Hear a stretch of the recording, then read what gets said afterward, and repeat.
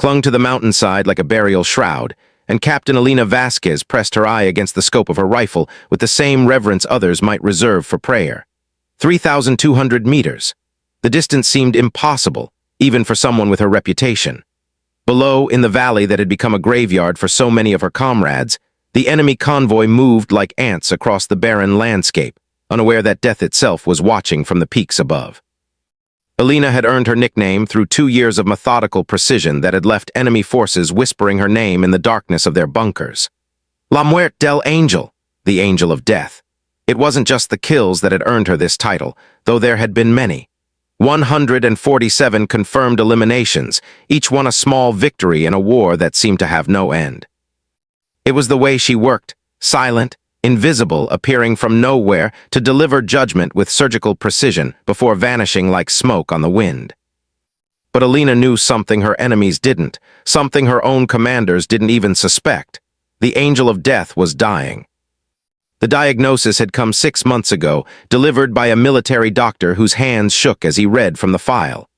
Glioblastoma, an aggressive brain tumor that was already beginning to affect her motor functions. The tremor in her left hand was barely noticeable now, but it would get worse. The headaches that struck without warning, the occasional blur in her vision, the moments where time seemed to skip like a broken record. These were all harbingers of an enemy she couldn't defeat with skill or determination. She had perhaps 8 months left, maybe less. The irony wasn't lost on her. Elena Vasquez, who had dealt death with such precision that legends were born from her actions, was facing her own mortality in the most intimate way possible. Every shot she took now carried the weight of borrowed time. Every breath through her scope might be among her last as a functional soldier. The convoy below had stopped. Through her scope, Elena could see the lead vehicle's occupants consulting maps, gesturing toward the mountain passes. Intelligence had been clear about this target. Colonel Marcus Webb, the architect of the siege that had claimed half her battalion 3 months ago. He was traveling to inspect a weapons depot that, if left operational, would extend this brutal conflict for another year. Webb had orchestrated the attack that killed her brother Miguel, her spotter and closest friend, leaving Elena to work alone in these frozen heights. Miguel had been with her for every major operation. His voice in her earpiece had been her anchor, his calculations her scripture. Winds picking up from the northwest, Hermana, just 2 clicks left. His death had left a silence that no amount of training could fill. Now she worked in a solitude that was both professional necessity and personal penance. At 3,200 meters, this would be the longest shot of her career, and likely her last mission of any significance. The tumor was progressing faster than the doctors had predicted.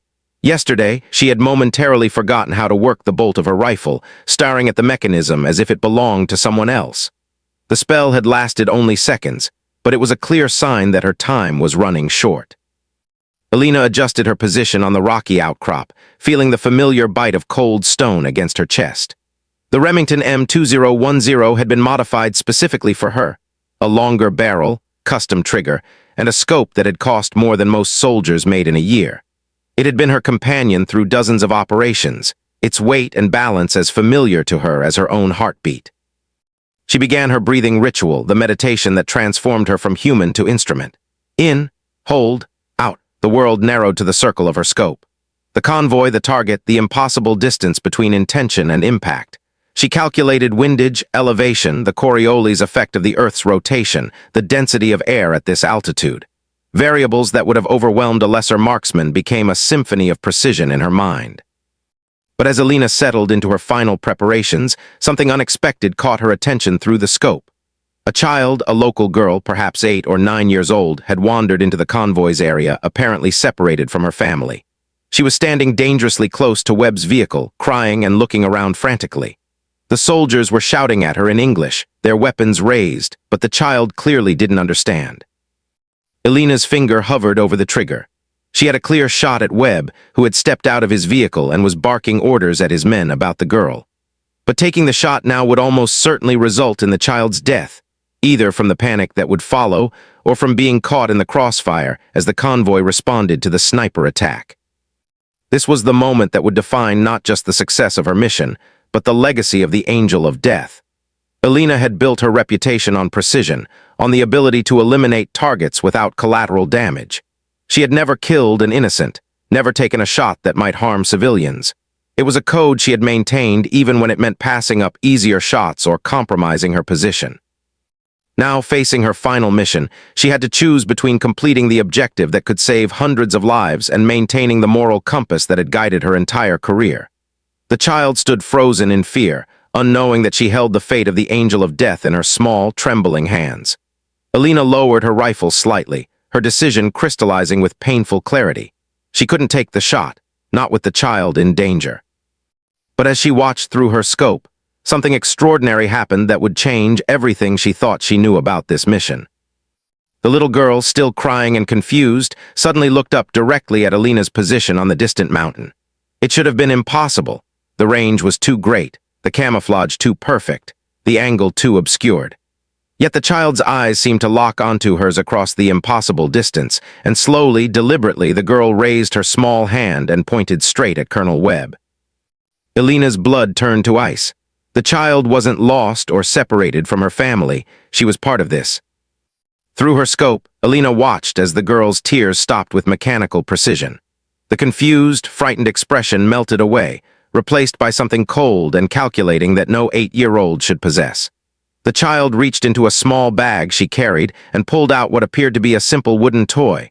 But Alina's trained eye caught the telltale glint of metal concealed within. It was then that Alina remembered the intelligence briefing she had dismissed as paranoia 3 weeks ago. Reports of child operatives being used by extremist cells, kids who had been taken from their families and programmed as living weapons. The briefing had mentioned psychological conditioning, so severe that these children could maintain their covers for months, waiting for the perfect moment to strike. But there was something else, something that made Alina's hands shake as she adjusted her scope for a closer look at the child's face. A distinctive birthmark on the girl's left cheek, shaped like a crescent moon. Alina had seen that mark before in a photograph that Miguel had carried in his wallet. The photograph of his daughter, Isabella, who had disappeared during a raid on their hometown 8 months ago. Miguel's daughter, alive, but turned into a weapon aimed at the very convoy Alina was supposed to eliminate. The pieces fell into place with sickening clarity. This wasn't a random encounter. Someone knew about Alina's connection to Miguel, knew about Isabella's disappearance. They had orchestrated this moment, transforming Miguel's child into a living booby trap designed to destroy Alina's mission and her sanity in one devastating blow. Alina's scope trembled as she watched Isabella, for it was undoubtedly her, despite the psychological conditioning that had changed her demeanor, begin to approach Webb's vehicle with the mechanical precision of a programmed assassin. The device in her hands was undoubtedly an explosive, probably triggered by proximity or a simple timer. If Isabella succeeded in her mission, Webb would die, but so would she and likely several other soldiers in the convoy. The tactical situation had become a nightmare of impossible choices. Alina could shoot Webb before Isabella reached him, potentially saving the child but allowing the weapons depot to remain operational. She could shoot Isabella, saving Webb and the mission but killing her dead friend's daughter, a child who was as much a victim as anyone in this conflict. Or she could do nothing and watch as Isabella completed her programmed assassination, dying in the process, but eliminating the target Alina had been sent to kill. But there was a fourth option, one so audacious and technically impossible that only someone facing their own mortality would even consider attempting it. Alina began calculating angles and trajectories for a shot that defied every principle of physics and marksmanship she had learned in 15 years of military service. She was going to try to shoot the explosive device out of Isabella's hands without harming the child. At 3,200 meters, hitting a target the size of a human torso required extraordinary skill. Hitting a target the size of a child's toy required a miracle. Alina's hands steadied as she accepted the impossibility of what she was attempting.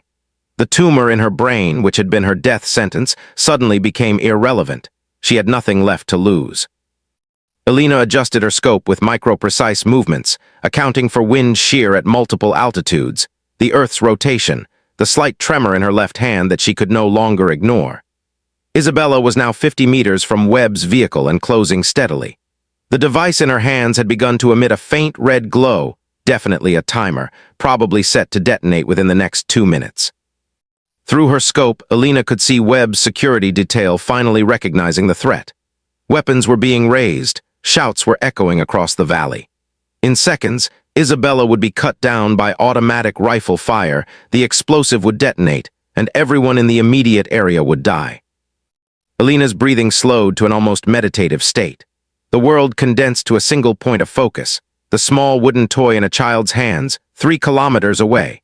She thought of Miguel, of his stories about teaching Isabella to ride her bicycle, of his plans to take her camping in the mountains after the war ended. She thought of her own mortality, of the tumor that was slowly stealing her skills, of the legacy she wanted to leave behind. The Angel of Death had always been known for impossible shots. This would either be her greatest achievement or her final failure. Alina's finger found the trigger, and for the first time in months, her hands were completely steady. Time seemed to slow as she prepared to attempt the most difficult shot in the history of modern warfare, not to kill, but to save a life. The irony of the Angel of Death fighting to preserve life rather than end it was not lost on her as she prepared to fire. Isabella was 30 meters from Webb now. 20. The device's red glow was intensifying. Alina held her breath, whispered a prayer to saints she hadn't believed in since childhood, and began to squeeze the trigger with the gentle pressure of someone holding a butterfly.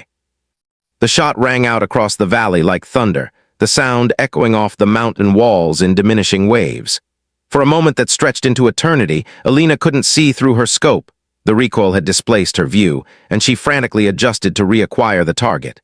When the image cleared, her heart nearly stopped. The explosive device was gone, completely destroyed. Isabella stood motionless in the valley, staring down at her empty hands with an expression of profound confusion. Fragments of the wooden toy and its deadly contents were scattered across a 10-meter radius, smoke rising from the impact point. Alina had done it. She had made the impossible shot. But something was wrong. Isabella wasn't moving. She stood frozen like a statue, her small body rigid with what Alina gradually recognized as psychological shock.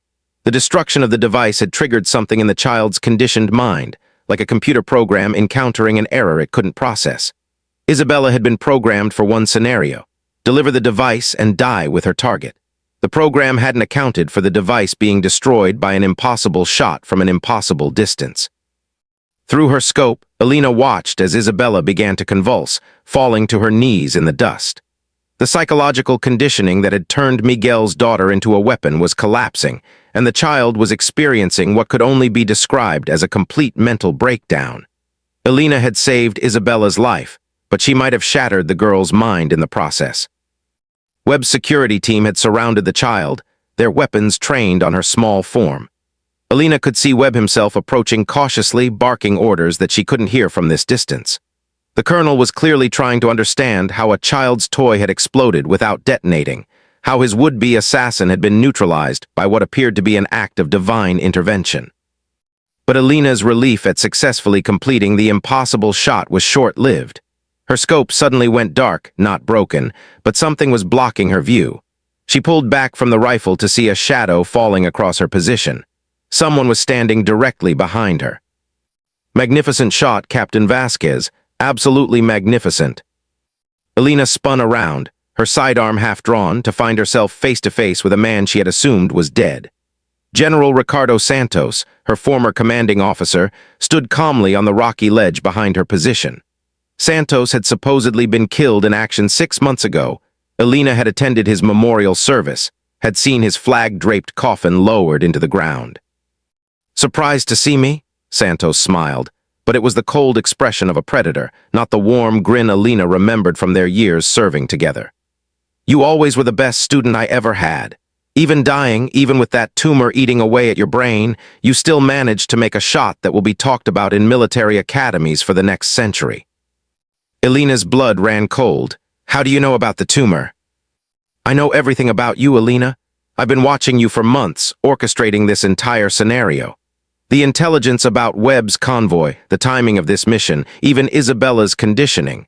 All of it was designed to test whether the Angel of Death still had one perfect shot left in her." The pieces of a horrifying puzzle began clicking into place.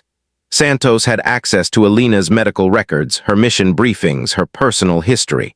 He would have known about Miguel's daughter, known about Alina's connection to the child.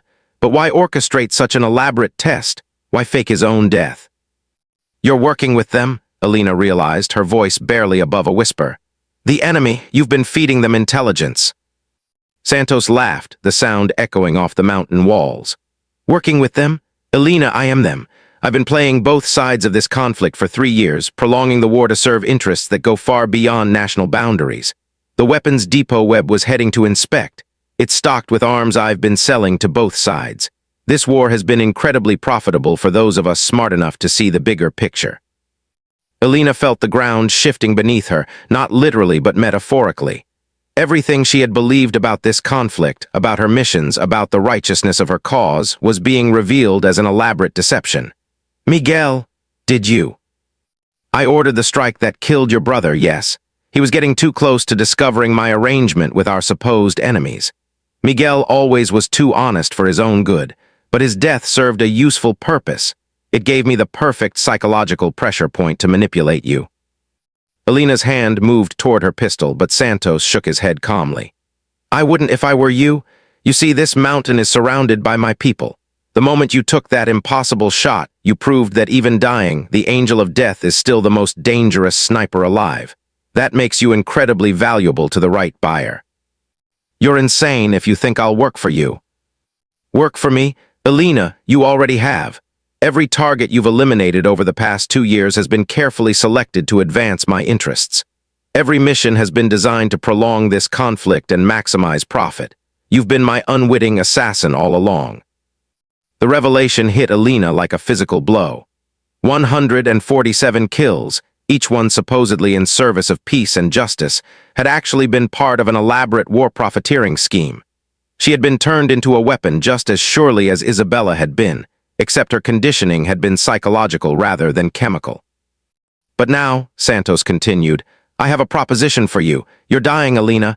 The doctors gave you 8 months, but I know it's progressing faster than they predicted.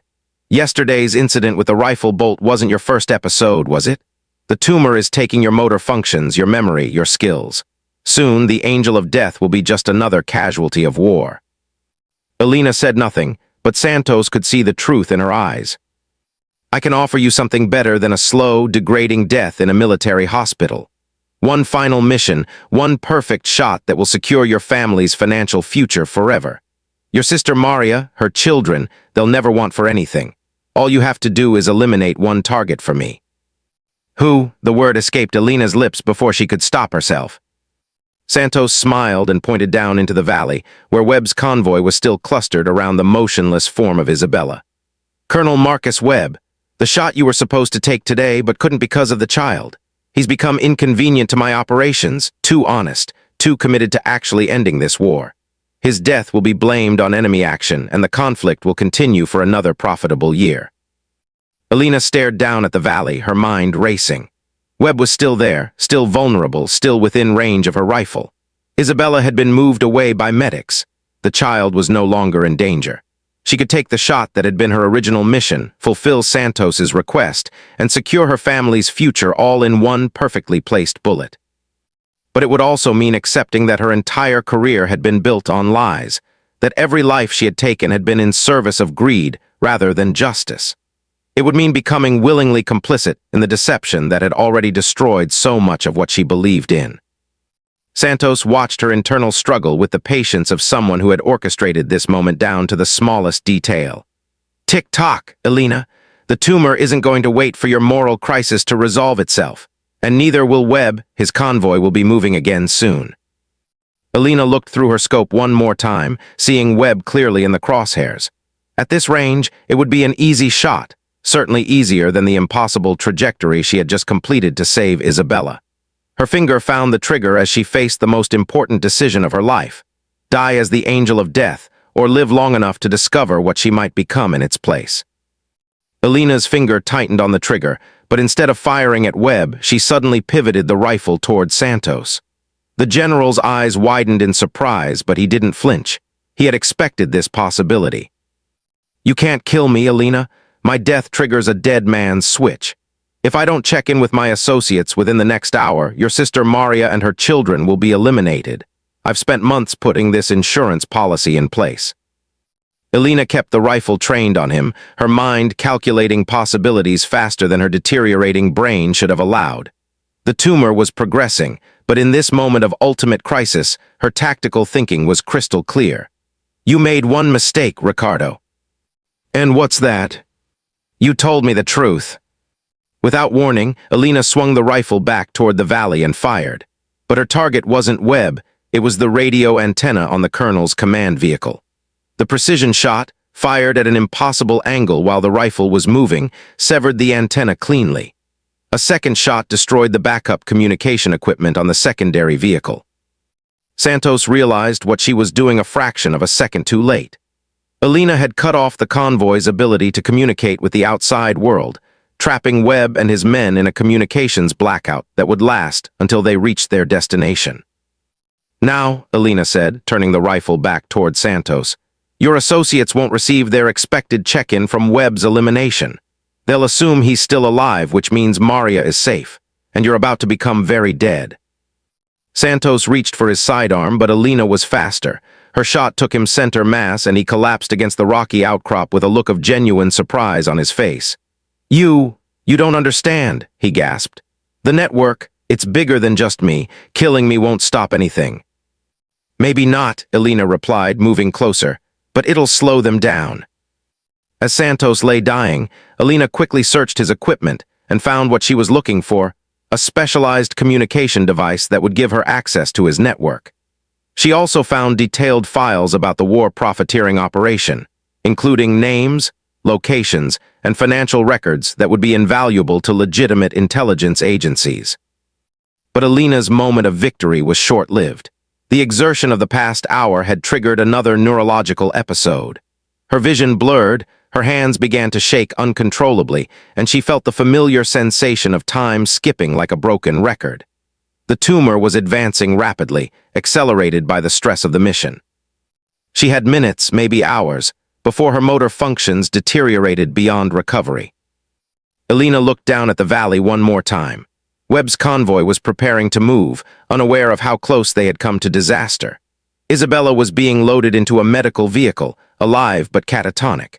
The child would need extensive psychological treatment to undo the conditioning she had endured, but she would have the chance to heal, something Alina had given her through the impossible shot that had defined her career. Using Santos's communication device, Alina began uploading the intelligence files to a secure server maintained by international war crimes investigators. The evidence would eventually reach the right people, and the network that had prolonged this conflict for profit would be exposed and dismantled. It wouldn't bring back Miguel or the 147 people she had killed believing she was serving justice, but it might prevent future wars from being manipulated in the same way. As the files uploaded, Alina composed a final message to Maria, explaining everything and providing instructions for accessing a Swiss bank account where Alina had been secretly saving her military pay for years. Her sister would be comfortable, and her children would have opportunities that this war had denied to so many others. The upload completed just as Alina's vision began to fade permanently. She set down Santos's device and returned to her rifle, looking through the scope one last time at the valley below. Webb's convoy was moving again, disappearing into the mountain passes. Isabella was safe. The evidence of Santos's conspiracy was in the hands of people who could act on it. Alina had spent her career as the angel of death, but her final act had been to preserve life and expose the truth. She thought about the 3,200-meter shot that had saved Isabella, technically impossible, but accomplished through a combination of skill, desperation, and perhaps divine intervention. It would indeed be talked about in military academies for decades, but not as a story of killing. Instead, it would be remembered as the moment when the angel of death chose to heal rather than harm. As her consciousness faded, Alina felt an unexpected peace settle over her. The tumor would claim her within hours, but she had used her final moments of clarity to make choices that honored Miguel's memory and Isabella's future. She had discovered what lay beyond the angel of death, not another weapon, but a guardian who chose to break the cycle of violence that had defined her existence. The mountain wind picked up, carrying away the echoes of gunfire and leaving only silence. When search teams eventually found Alina's body days later, she was still in shooting position, her rifle pointed not at the valley below but at the sky above, as if her final act had been to aim at something beyond the reach of earthly conflicts. In her left hand, they found a photograph of Miguel and Isabella together, taken during happier times before the war had torn their family apart. In her right hand was a small piece of shrapnel from the explosive device she had destroyed with her impossible shot, a reminder that sometimes the most important victories come not from taking life, but from preserving it. The legend of the Angel of Death ended that day on the mountainside, but the story of Alina Vasquez, sister, friend, and guardian, would live on in the child she saved, the corruption she exposed, and the proof that even in the darkest circumstances, redemption remains possible for those brave enough to choose it. Webb never learned how close he had come to death that day, or that his life had been saved by a sniper who chose mercy over mission completion. Isabella eventually recovered from her psychological conditioning, though she would carry scars from her ordeal for the rest of her life. And Maria Vasquez received a letter explaining that her sister had died not as an angel of death, but as an angel of life, a distinction that made all the difference in a world that had seen too much of both war and redemption. The 3,200-meter shot became legendary not for its technical impossibility, but for its moral necessity, proof that even the most skilled killers can choose, in their final moments, to become something greater than the sum of their deadly achievements.